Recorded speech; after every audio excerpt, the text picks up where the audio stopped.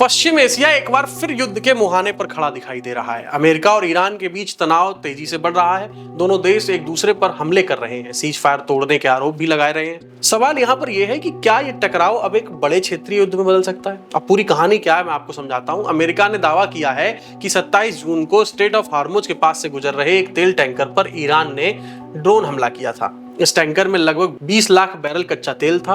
America का कहना है कि यह हमला सिर्फ एक जहाज पर नहीं था, बल्कि अंतर्राष्ट्रीय समुद्री व्यापार पर हमला था और इसी जवाब में अमेरिका की सेना ने ईरान के कई सैन्य ठिकानों पर एयर स्ट्राइक की। अमेरिकी सेंट्रल कमांड के अनुसार इन हमलों में ड्रोन स्टोरेज और air defence system, communication network और निगरानी केंद्रों को निशाना बनाया गया। अमेरिकी राष्ट्रपति डोनाल्ड ट्रंप ने चेतावनी देते हुए कहा कि अगर ईरान अपनी सैन्य कार्रवाई नहीं रोकता तो उसके अस्तित्व पर भी खतरा आ सकता है। लेकिन कहानी यहाँ पर खत्म नहीं हुई। ईरान ने जवाबी कार्रवाई करते हुए दावा किया कि उसने कुवैत और बहरीन में मौजूद अमेरिकी सैन्य ठिकानों को मिसाइल और ड्रोन से निशाना बनाया। ईरानी रिवोल्यूशनरी गार्ड यानी कि IRGC का कहना है कि यह हमला अमेरिकी एयर स्ट्राइक का जवाब था।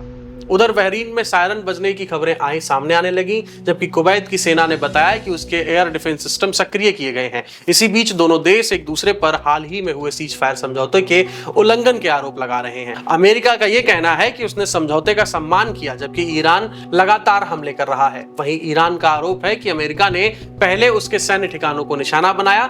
अब सबसे बड़ी चिंता यहाँ पर यह है कि हार्मुज स्ट्रेट दुनिया के लगभग 20% तेल और LPG की सप्लाई इसी समुद्री रास्ते से होकर गुजरती है। अगर यहां तनाव बढ़ता है तो जो है वो शिपिंग प्रभावित हो जाती है और इसका असर सिर्फ मध्य पूर्व तक सीमित नहीं रहता, बल्कि पूरी दुनिया में तेल की कीमतों और वैश्विक अर्थव्यवस्था पर पड़ता है। रिपोर्ट्स के मुताबिक अमेरिका जब पश्चिम एशिया में अपने सैन्य ठिकानों की रणनीति पर भी दोबारा विचार कर रहा है। कुछ सैन्य संचालनों को सुरक्षित इलाकों में स्थानांतरित करने, क्षेत्र में अपनी तैनाती बदलने की संभावनाओं पर चर्चा भी चल रही है।